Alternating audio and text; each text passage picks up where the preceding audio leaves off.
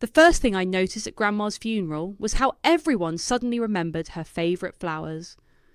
Yellow roses filled the chapel, though she'd always told me during our Sunday visits that she preferred simple daisies. I watched my mother arrange them with theatrical precision, dabbing at dry eyes with a monogrammed handkerchief. My name is Danielle, and I was the only one who visited Grandma Edith in her final years. Not that anyone would know, they were too busy living their Instagram-perfect lives to notice either of us. "Darling, you should really say something during the service," my mother Alina whispered, her manicured hand gripping my shoulder too tightly. "It would look appropriate." I smiled softly. "I think I'll pass, Mom. Emerson's got it covered, right?" On cue, my older brother stepped up to the podium, his designer suit perfectly pressed. "Grandmother was a pillar of society," he began, his voice thick with manufactured emotion. "She understood the importance of legacy." I tuned him out, remembering instead the real conversations I'd had with Grandma.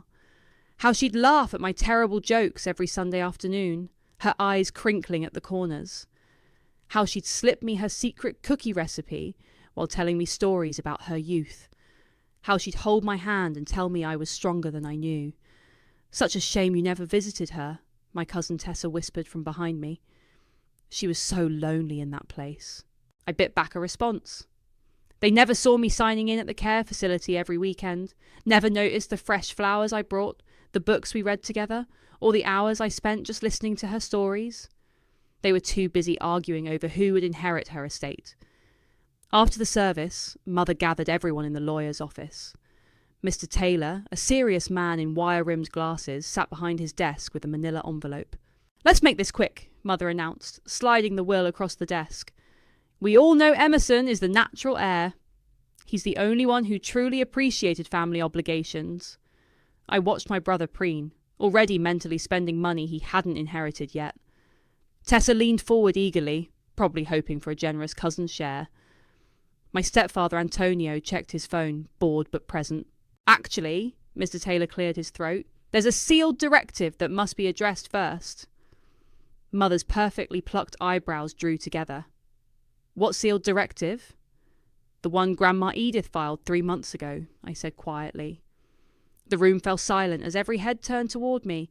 You know, during one of those visits I supposedly never made. Mr. Taylor pulled out another envelope, this one sealed with red wax. Mrs. Weaver was very specific about the timing of this revelation. "This is ridiculous," Emerson interrupted, standing up. "We all know Grandmother wanted the estate kept intact, under proper management. Danielle barely knew her." I reached into my bag and pulled out a worn leather journal. "Really? Then why do I have 3 years' worth of her thoughts written right here? Would you like to hear what she really thought about proper management?" Mother's face went pale. "Where did you get that?" She gave it to me, along with these. I placed a stack of photographs on the table. Dozens of pictures of Grandma and me together, dating back years.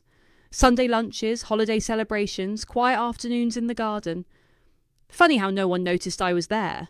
Mr. Taylor cleared his throat again. "Shall I proceed with the reading?" Mother's lips pressed into a thin line as she nodded. I watched her hands tremble slightly as she reached for her water glass. "Very well." He broke the seal and unfolded the document. "I, Edith Marie Weaver, being of sound mind and body, do hereby declare this to be my final testament regarding the distribution of my assets." I already knew what it said. Grandma had shown me months ago, making me promise to keep it secret until this moment. She understood timing better than anyone. The entire estate, including all properties, investments, and liquid assets, currently valued at approximately 4.2 million, is to be placed in an irrevocable trust for the sole benefit of my granddaughter, Danielle. The room erupted. Emerson knocked over his chair, standing up. Tessa gasped dramatically. Antonio finally looked up from his phone. And Mother looked like she'd seen a ghost. "This is impossible," she hissed. "There must be some mistake." Mr. Taylor adjusted his glasses. "No mistake, Mrs. Thornton.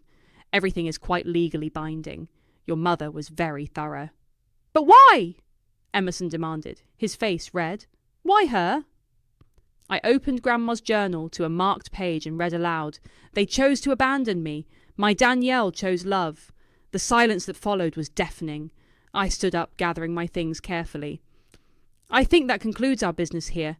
Mr. Taylor, I'll be in touch about the foundation Grandma and I discussed. As I walked to the door, I turned back one last time. Oh, and Mum, those yellow roses at the funeral, they're actually causing a terrible reaction with the lilies. Grandma was allergic to them, but you'd have known that if you'd ever visited.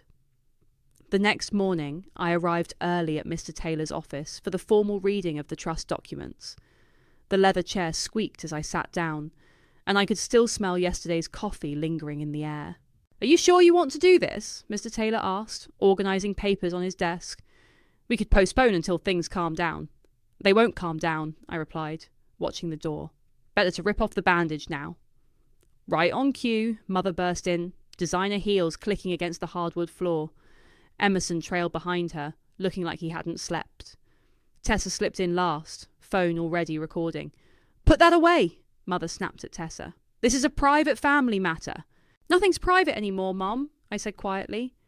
Isn't that what you always taught us? Image is everything. Mr. Taylor cleared his throat. Now that everyone's here, let's review the details of Mrs. Weaver's trust. This won't take long, Emerson interrupted. We're contesting it, all of it. I pulled out a folder and placed it on the desk. Before you waste money on lawyers, you might want to look at these. Mother snatched the folder, her perfectly manicured nails leaving little crescents in the manila paper. Inside were dozens of cards, letters and medical records. 3 years of documented visits. What is this? She demanded. Proof, I said simply. Every Sunday visit, every holiday, every medical consultation I attended while you were all too busy. The nurses kept excellent records. Tessa leaned over Mother's shoulder. Wait, you were there when she had that fall last Christmas? Someone had to be. I met her eyes. Where were you, Tessa? Still in Aspen? Mr. Taylor pulled out the trust documents. Mrs. Weaver was very specific about her reasons. Shall I read them? Please do, I said, watching Mother's face carefully. To my family, he began, I've watched you all chase wealth and status, forgetting the simple truth that love requires presence. Only Danielle understood this. While you posted photos of charity galas and summer homes, she sat with me, reading books and sharing stories. Emerson's face reddened. That's not fair. We were building our careers, maintaining the family name. To my grandson Emerson, Mr. Taylor continued, who visited twice in 3 years, both times to discuss his inheritance. Stop, Mother commanded, but Mr. Taylor kept reading. To my daughter Alina, who was too ashamed to let her country club friends see her mother in a care facility. Mother stood up so quickly her chair toppled backward. This is character assassination. No, I said softly. This is the truth. Grandma wrote it all down, every empty promise, every missed visit, every time you sent your assistant with flowers instead of coming yourself. Tessa's phone had disappeared, but I knew she was recording audio. Let her. The truth deserved witnesses. The trust is ironclad, Mr. Taylor explained. Mrs. Weaver had psychological evaluations done to prevent any claims of diminished capacity. She also videotaped her declarations. Video? Emerson's voice cracked. I nodded. Would you like to see them? She was quite coherent when she described how you asked her to sign over her house last year. Or when you tried to access her accounts for safekeeping. The colour drained from his face. Mother grabbed his arm, her knuckles white. This isn't over, she hissed. You can't just take everything. I'm not taking anything, I replied. Grandma gave it to me. There's a difference. Mr. Taylor pulled out one final envelope. Mrs. Weaver also left individual letters. Would you like them now? Mother snatched hers, tore it open, and began reading. Her hands shook more with each line. Emerson crumpled his without opening it. Tessa eagerly grabbed hers, probably hoping for a secret codicil in her favour. I already had mine, given to me months ago over tea and cookies. My darling girl, she'd written, you never needed my money to be worthy, but you'll use it wisely, and that's why you're getting it. This meeting is over, Mother announced, gathering her things. Our lawyers will be in touch. They already have been, Mr. Taylor said. Everything's been reviewed. The trust takes effect immediately. As they filed out, Tessa lingered behind. I always liked you, Danny, she said, trying to smile. We should get coffee sometime. Sure, I replied. Just like we should have visited Grandma together sometime. After they left, Mr. Taylor handed me a key. The safety deposit box you requested. Everything's there, the journals, the videos, the financial records. Thank you. I stood up, smoothing my skirt. Grandma said you'd understand why we had to do it this way. He nodded. Mrs. Weaver was a wise woman. She knew the truth would hurt, but lies hurt more in the end. As I left his office, my phone buzzed with messages. Mother, Emerson, distant relatives I hadn't heard from in years. I turned it off without reading them. Grandma always said patience was a virtue. She'd waited years to reveal the truth about her family. I could wait a little longer to reveal the rest of mine. A week after the trust revelation, my phone wouldn't stop buzzing. Old classmates, distant relatives, even my high school math teacher somehow found my number. But the message that made my coffee go cold was from Matthew, my ex-boyfriend. Hey stranger, it read. Been thinking about you. Dinner sometime. The same Matthew who'd told me 2 years ago that I lacked ambition and was too focused on family obligations when I spent weekends with Grandma instead of networking at his corporate events. I deleted his message without responding and opened my laptop to check my email. 300 unread messages blinked back at me. The top one was from Emerson's wife, Sarah. Please talk some sense into him, she wrote. He hasn't left the house in days. He's drinking again. The next was from Mother. We need to meet privately, no lawyers. I closed my laptop and grabbed my keys. The coffee shop 2 blocks from my apartment had become my sanctuary lately. Nobody from my family would be caught dead in a place without valet parking. The usual, Rita the barista asked as I walked in. Before I could answer, a familiar voice called out, Make that 2. I'm buying. Tessa sat at my regular corner table, wearing the kind of casual outfit that probably cost more than my monthly rent. Her phone was face down on the table, a first. You're not supposed to be here, I said, sliding into the seat across from her. Nobody knows I am. She pushed a manila envelope across the table. You need to see these. Inside were screenshots of text messages between Emerson and Mother, dating back months before Grandma died. They were planning to sell her house, liquidate her assets, move her to a cheaper facility, all while she was still alive. Where did you get these? Sarah sent them to me, Tessa replied. She's worried about Emerson. He's talking about challenging the trust, claiming you manipulated Aunt Edith. I couldn't help but laugh. With what evidence? He doesn't need evidence. He needs a story. Tessa leaned forward. Look, I know I've been awful. We all have, but this is getting dangerous. Rita brought our coffees. I wrapped my hands around the warm mug, studying Tessa's face. Why are you really here? Because, she hesitated, because Aunt Edith was right, about all of us. And maybe it's time someone told the truth. My phone buzzed again. Mother's text read, Coffee, now, the plaza, non-negotiable. Speaking of truth, I showed Tessa the message. Want to hear what Mother has to say? 20 minutes later, we walked into the plaza's ornate lobby. Mother sat at her usual table, wearing her usual armour of Chanel and diamonds. Her face tightened when she saw Tessa. This was supposed to be private, she snapped. Nothing's private anymore, remember? I sat down, Tessa beside me. What do you want? Mother's perfectly painted lips trembled slightly. You weren't supposed to be born. The words hung in the air like poison. Tessa gasped softly beside me. I had my life planned perfectly, Mother continued. 1 child. The right schools, the right connections. Then you came along and ruined everything. I took a sip of water, keeping my voice steady. Is that why you never visited Grandma? Because she loved your mistake? She coddled you, Mother spat. Turned you against us. Fed you stories. She told me the truth, I interrupted, about how you tried to give me up for adoption, how Grandpa stopped you, how you've resented both of us ever since. Mother's face went white. She had no right. She had every right. I pulled out my phone and played a video. Grandma's voice, clear and strong, filled our corner of the restaurant. Alina never forgave me for keeping Danielle in the family, but that child was a gift, not a burden. Turn that off! Mother hissed, reaching for my phone. There's more, I said quietly. Hours more. Every conversation recorded, every secret kept. Would you like to hear what she said about Emerson's gambling debts? Or Antonio's creative accounting?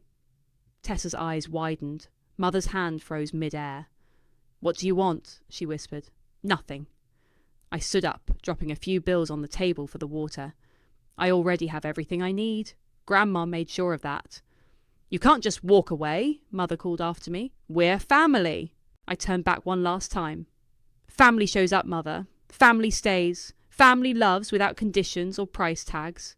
You taught me exactly what family isn't, and Grandma showed me what it could be. As Tessa and I walked out, my phone buzzed with another message from Matthew. Come on, Danny, give me a chance to make things right. I showed it to Tessa, who rolled her eyes. Men always come crawling back when there's money involved. Speaking of money, I said, stopping on the sidewalk. Why are you really helping me? She smiled, but it didn't reach her eyes. Maybe I'm tired of pretending. Maybe Aunt Edith was right about all of us. Or maybe... She shrugged. Maybe I just want to be on the winning side for once. I nodded, hailing a cab. Just remember, Tessa, Grandma recorded everything, even the things I haven't revealed yet. Her smile faltered as I got into the cab. Some lessons, it seems, run in the family. The morning after my confrontation with Mother, I found Emerson sitting on my doorstep, looking nothing like the polished golden child he usually portrayed. His expensive suit was wrinkled, and dark circles shadowed his eyes. You look terrible, I said, unlocking my door. Come in before someone sees you and ruins your perfect social media presence. He followed me inside, scanning my modest apartment with barely concealed disdain. Still living like a peasant, I see. Some of us don't need Italian marble to feel worthy. I started making coffee. Why are you here? Sarah left me, he said, slumping onto my couch. Took the kids to her mother's. I handed him a mug. And this is my problem because you could fix this. His hands shook as he grabbed the coffee. Just split the money. That's what normal people would do. Normal people visit their grandmother when she's dying, I replied. Normal people don't try to sell her house while she's still living in it. His face paled. How did you? Tessa showed me the texts. I sat across from him. Did you really think Grandma didn't know what you were planning? We were trying to protect her assets. You were trying to protect your lifestyle, I corrected. The country club memberships, the vacation homes, the gambling debts you thought nobody knew about. Emerson set down his coffee so hard it sloshed onto my table. You have no idea what it's like being the one everyone expects perfection from. No, I agreed. I was just the mistake nobody expected anything from. The one who cleaned up your messes while you took the credit. That's not fair. Remember Tommy's bachelor party? I interrupted. When you lost 50,000 at the casino and begged me to help cover it up? Who do you think paid that debt? Grandmother. His voice cracked. She knew you'd never learn if she bailed you out directly, so she gave me the money and I handled it. Just like I handled the DUI, the angry investors, the misplaced charity funds. Emerson's face crumpled. Why didn't you ever say anything? Would you have listened? I stood up and retrieved a folder from my desk. Here. Grandma wanted you to have this when the time was right. Inside were bank statements, receipts, and a handwritten letter. His hands trembled as he read it. My dearest grandson, he read aloud, by now you know about the trust. What you don't know is that Danielle has been protecting you for years. Every time you stumbled, she caught you. Not for glory or gratitude, but because that's what family does. Tears splashed onto the paper. I pretended not to notice. There's more, I said softly. Keep reading. I'm leaving her the money because she's the only one who understands its true value. Not as a weapon or a status symbol, but as a tool to help others, to fix what's broken, including perhaps this family. My phone buzzed. A text from Tessa. Mother's calling an emergency family meeting. Says she has proof you manipulated Aunt Edith. I showed Emerson the message. Right on schedule. What do you mean? Mother's desperate. Desperate people make mistakes. I took back the folder. Like forgetting that Grandma recorded everything. Everything. His voice was barely a whisper. Including the night Mother came to the nursing home, demanding Grandma change her will. The night you brought those papers for her to sign. The night... Stop! Emerson stood up, swaying slightly. Just stop. What do you want from me? I want you to get help, I said simply. Real help. Not another fancy rehab that Mother can brag about at her charity lunches. Grandma left you a trust fund too, a small one, contingent on completing addiction treatment. His eyes widened. She did. She loved you, Emerson. We both did. But love without accountability isn't love at all. Sarah said something similar, he mumbled, reaching for his phone, before she left. Call her, I suggested. Tell her you're getting help. Real help this time. As he headed for the door, he turned back. The family meeting. Will you come? Of course. I smiled. I wouldn't miss Mother's performance for anything. After he left, I called Mr. Taylor. Mother's making her move. Are you ready? He asked. Grandma made sure I would be. I opened my laptop, where dozens of audio files waited. She always said timing was everything. And the foundation paperwork? Ready to announce at the meeting, nothing says I see through your lies quite like donating half the inheritance to charity. Your grandmother would be proud, he said softly. I looked at the photo on my desk, Grandma and me in her garden, both laughing at some forgotten joke. She already was, that's why we're here. My phone buzzed again. Mother had sent a group text. Family meeting, tomorrow, 2 p.m. Attendance mandatory. I replied with a simple, looking forward to it. Because sometimes the best revenge isn't served cold, it's served with receipts. Mother chose the country club's private dining room for her grand performance. I arrived 15 minutes early wearing Grandma's vintage Hermes scarf and the quiet confidence she'd taught me. The room already buzzed with familiar faces, distant relatives, family friends, all summoned for the show. Darling! Mother air-kissed my cheeks, her smile razor-sharp. So glad you could join us. Wouldn't miss it, I replied, noting the projector screen and stack of folders on the table. Quite a turnout. Well, family matters should be discussed with family present, she said loudly enough for everyone to hear. I spotted Tessa in the corner, frantically typing on her phone. She caught my eye and gave a slight nod, our signal that everything was ready. Mother clinked her glass, calling the room to attention. Thank you all for coming on such short notice. As you know, we've had some unfortunate revelations recently. Antonio stood beside her, looking uncomfortable in his role as supportive husband. Emerson sat near the front, noticeably sober, and avoiding my gaze. My mother's final wishes were influenced by manipulation and deceit, Mother continued, clicking to her first slide. I have evidence. The screen showed a photo of me at the nursing home, dated 6 months ago. My daughter, who claims she visited regularly, was rarely there according to official logs. I raised my hand like a student. Is this the part where I show my visitor badges, all 36 of them? Or should we start with the security camera footage? Mother's smile flickered. There's more.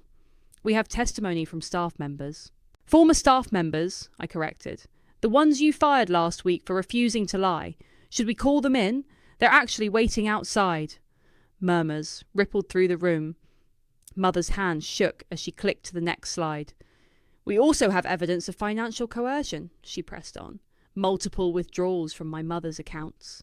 For her medical care, I interrupted. Care that you refused to pay for.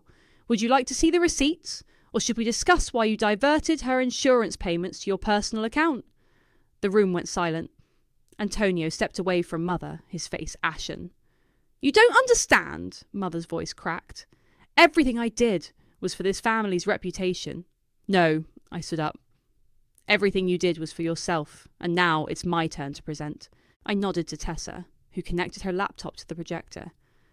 The screen filled with a video of Grandma, recorded 3 months before she died. Hello, Alina. Grandma's voice filled the room. If you're watching this, you're probably trying to challenge my decisions. Let me save you some time. Mother sank into a chair as Grandma continued. I've documented every visit, every conversation, every attempt to access my accounts. I've recorded every threat, every manipulation, every time you sent others to do your dirty work. And I've given copies to my lawyers, my doctors, and most importantly, to Danielle. The video continued, showing Mother's late-night visit to the nursing home, her demands, her threats. Then Emerson's attempts to get Grandma to sign papers. Then Antonio's creative bookkeeping. Turn it off, Mother whispered. Why? I asked. Isn't this the family meeting you wanted? You're destroying us, she hissed. No, you did that yourself. I turned to address the room. But destruction isn't my goal. Redemption is. I pulled out my own folders and began passing them around. Inside you'll find details of the Edith Weaver Foundation. Half of my inheritance will fund better care for elderly patients, support for their families, and oversight to prevent elder abuse. Tessa stood up.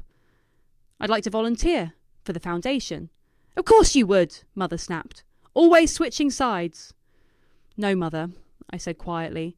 She's choosing the right side, just like I did, just like Grandma did. Emerson cleared his throat. I'd like to help too, after I finished treatment. Mother looked around the room, her carefully constructed world crumbling. This isn't over. Actually, it is. Mr. Taylor stepped in from the hallway. The foundation paperwork has been filed. The trust is secure. And the investigation into financial misconduct is proceeding. Investigation? Antonio's voice cracked. Did you really think Grandma wouldn't notice the missing millions? I asked. She was old, not blind. Mother stood up, swaying slightly. You planned this. All of it. No, you did. Every scheme, every lie, every manipulation led to this moment. I just followed Grandma's example. I watched, I waited, and I kept receipts. The room began to empty, people avoiding Mother's desperate gaze. Tessa collected her laptop, pausing to squeeze my hand. Emerson left quietly, already on the phone with Sarah. What happens now? Mother asked, suddenly looking old and tired. Now? I gathered my things. Now you decide. The foundation could use experienced fundraisers, people who understand social connections, people seeking redemption. I left her there, surrounded by empty chairs and shattered illusions. Outside, the spring air felt clean and fresh, like the garden where Grandma and I used to sit. My phone buzzed. A message from Mr. Taylor. Your grandmother would be proud. I smiled, touching her scarf. She already is, I whispered. She already is. The media storm hit 3 days after the country club meeting. I woke up to find my face splashed across local news websites. Heiress exposes family's dark secrets. Someone had leaked the video of Mother's nursing home confrontation with Grandma. My phone rang. Tessa. Before you ask, I didn't leak it, she said quickly. I know. I watched another notification pop up. Mother did. What? Why would she? Because she's trying to control the narrative, I explained. Make herself the victim. Poor Mother, betrayed by her ungrateful daughter. As if on cue, my doorbell rang. Matthew stood there, holding coffee and wearing his most charming smile. I saw the news, he said, trying to step inside. Thought you might need a friend.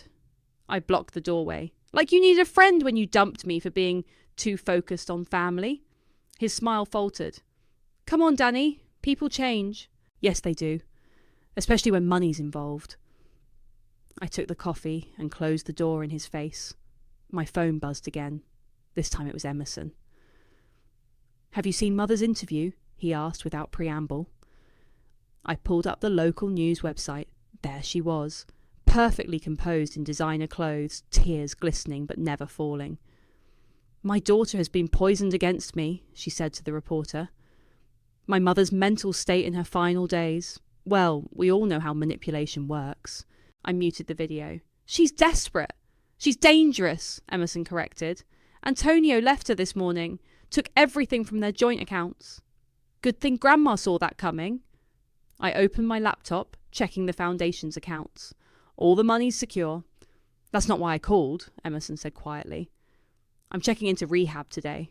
A real facility, not one of Mother's spa retreats. Sarah knows. She's driving me there. His voice cracked. Thank you for not giving up on me like I gave up on Grandma. After we hung up, I called Mr. Taylor. Mother's making her move. I saw, he replied. But she forgot something important. What's that? The nursing home's security footage. All of it, including the night she tried to force your grandmother to change her will. I smiled. When should we release it? That's not all, he continued. The financial investigation uncovered some interesting transfers. Your mother's been embezzling from her own charity foundation for years. My doorbell rang again. This time it was Tessa, looking frantic. Mother's calling another family meeting, she burst out as I let her in. Tonight, at the house. Of course she is. I checked my watch. Perfect timing. What do you mean? I opened my email and showed her the press release draft. The Edith Weaver Foundation announces its first major initiative, a complete overhaul of elder care standards in private nursing facilities.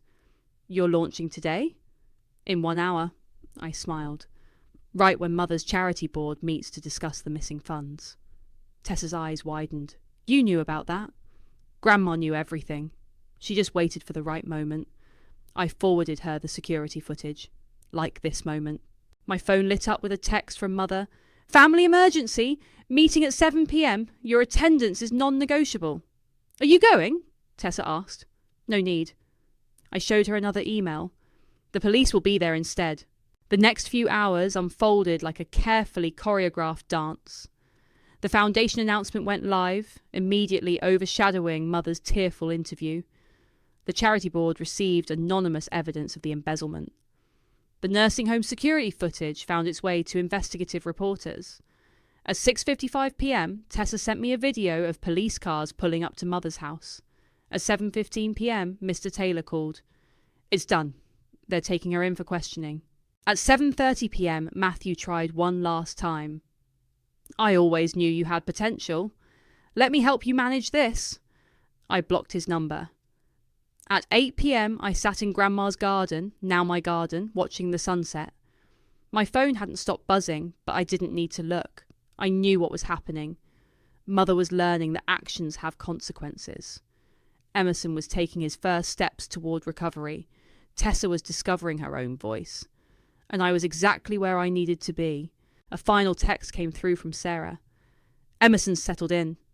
He wanted you to know he's doing this for real this time. For Grandma, for himself. I touched the roses Grandma and I had planted together.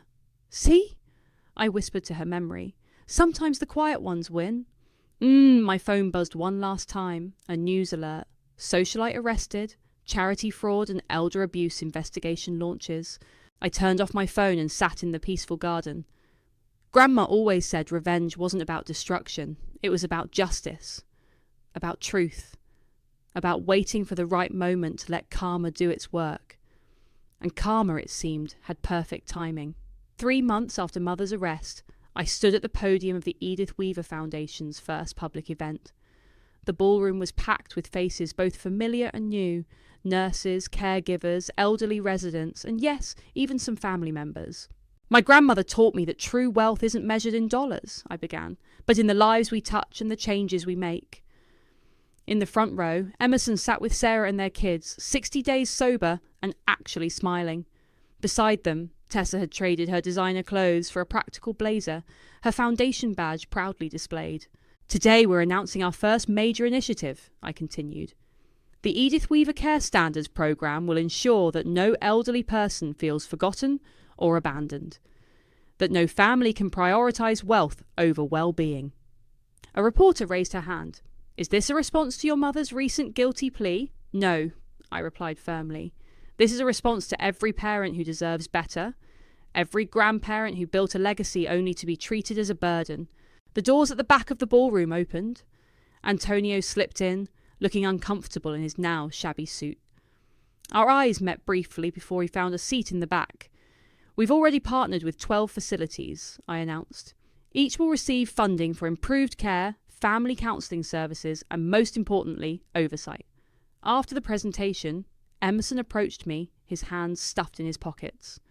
Mother's sentencing is next week. I know. I handed him a coffee. Black, no sugar, just like Grandma used to make. Are you going? Sarah thinks I should. He stared into his cup. For closure, you know. And what do you think? I think. He took a deep breath. I think Grandma would want me to forgive her, eventually, but not enable her. Tessa joined us, clipboard in hand. The nursing home directors want to meet about implementing the new standards. And you won't believe who called asking for a job. Matthew, I guessed. She nodded. Said he has extensive experience in corporate restructuring. Tell him the position's been filled, I said, by someone who was there when it mattered. Antonio approached next, his former swagger replaced by genuine humility. The prosecution wants me to testify about the financial records. Will you? I asked. Yes. He twisted his empty ring finger. Alina, your mother. She didn't just steal from charities. She stole years from your grandmother, from you. Speaking of stealing, Tessa interjected, showing me her tablet. The police found offshore accounts Mother was planning to run. I wasn't surprised. That's why Grandma recorded everything. She knew Mother would choose escape over accountability. A young nurse approached us, tears in her eyes. "Ms. Danielle, I just wanted to say I was there in your grandmother's final weeks. She talked about you constantly, about how proud she was." My throat tightened. "Thank you. That means a lot." After the event, I visited Grandma's grave, bringing her favourite daisies. The headstone was simple, elegant, just like her. "You were right," I said softly. "About everything. About waiting. About watching. About letting truth do its work." My phone buzzed. A message from Mr. Taylor. "Judge denied your mother's request for house arrest. Full sentencing proceeds next week." Another message followed, this one from an unknown number. "Darling, please. I'm your mother. Don't let them do this." I blocked the number without responding. Emerson called next. The therapy group. They want me to share our story. About addiction, about family enabling, about breaking the cycle. "Are you ready for that?" "No," he admitted. But Grandma wasn't ready to face Mother's betrayal either. She did it anyway. Back at the foundation office, Tessa was organising the next phase. 4 more facilities want to join the programme, and Sarah's starting a support group for families. Good. I looked at the photo on my desk, Grandma and me in her garden. That's exactly what we needed. "There's something else." Tessa hesitated.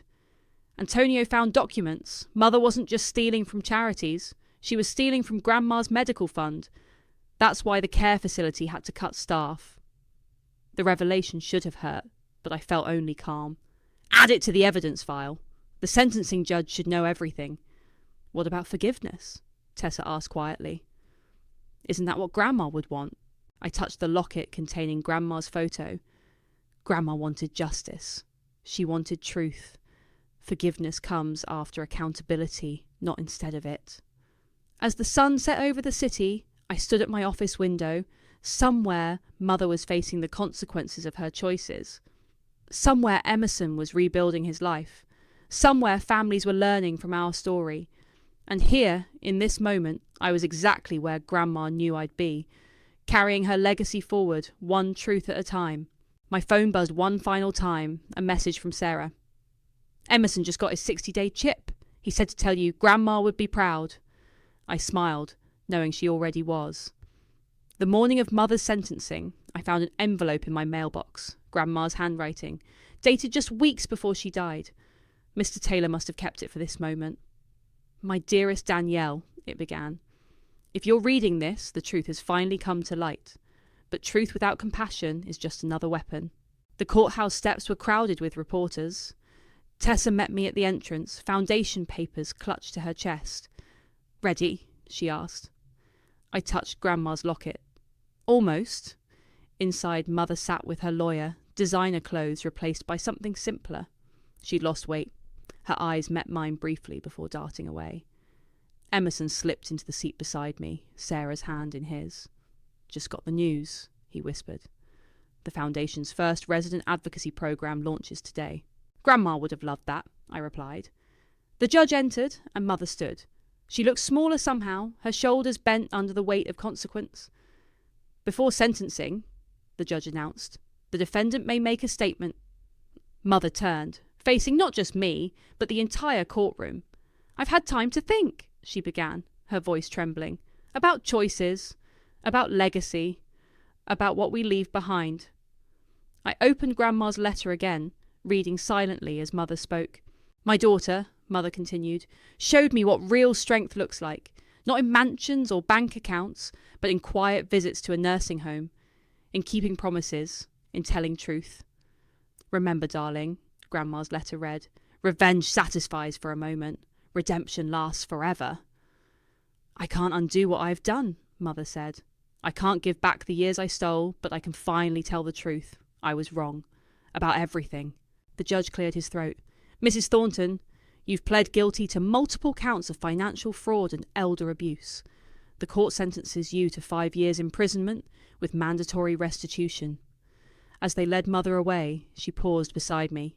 "The roses," she said softly. "In Grandma's garden. They're blooming again, aren't they?" I nodded, surprised she remembered. She always said you had the gentler touch with them, Mother whispered. She was right about that too. After the sentencing, we gathered in Grandma's garden, now the Foundation's healing space. Emerson helped plant new daisies while Sarah's kids chased butterflies. Mother asked about working with the Foundation, Tessa said, joining me by the roses. After her release, in any capacity. What did you tell her? That we have a program for former offenders, teaching them to advocate for elder care reform. I smiled. Grandma would approve. Mr. Taylor arrived with more papers, the final transfer of Mother's seized assets to the Foundation's Victim Restitution Fund. There's something else, he said, handing me another envelope. Your grandmother recorded one final video. She asked me to save it for today. We gathered in the garden's small pavilion, where a screen flickered to life. Grandma's face appeared, her eyes bright with that familiar wisdom. My darlings, she began, if you're watching this, justice has been served. But justice without mercy is hollow. Danielle, you've carried my legacy beautifully. Now carry my last lesson. Forgiveness isn't forgetting. It's choosing to build something new from the ashes of what was lost. Emerson wiped his eyes. Sarah squeezed his hand. To my daughter Alina, Grandma continued, I forgave you long ago. I hope someday you'll forgive yourself. To Emerson, strength isn't in never falling, but in rising again. And to my dearest Danielle, you never needed money to prove your worth. You proved it every Sunday, simply by showing up. The video ended. In the quiet that followed, a butterfly landed on one of Grandma's roses. The Foundation received another letter, Tessa said softly, from a girl whose grandmother is in one of our partner facilities. She said her family learned from our story. They're showing up now, every Sunday. I touched the rose where the butterfly had landed. Then it was worth it. All of it. What happens now? Emerson asked. Now? I smiled. Now we keep showing up, keep building, keep remembering that revenge isn't the end of the story, it's the beginning of something better. My phone buzzed. A message from the prison. Mother had signed up for the advocacy program's waiting list. Grandma's last letter, I told them. She wrote that truth without compassion is just another weapon, but truth with compassion is healing, Emerson finished. We stood in the garden, surrounded by blooming life and second chances. Somewhere, Mother was beginning her journey toward redemption. Somewhere, families were learning from our mistakes. And here, in Grandma's garden, her legacy bloomed not in wealth or revenge, but in the quiet power of showing up, speaking truth, and choosing to build something beautiful from broken pieces. The butterfly took flight, dancing through daisies and roses alike. Just as Grandma always said, life finds a way to bloom again if you give it time and tend it with gentle hands. Ready? Tessa asked, gathering her things. I touched Grandma's locket one last time. Yes, I said. I think we all are.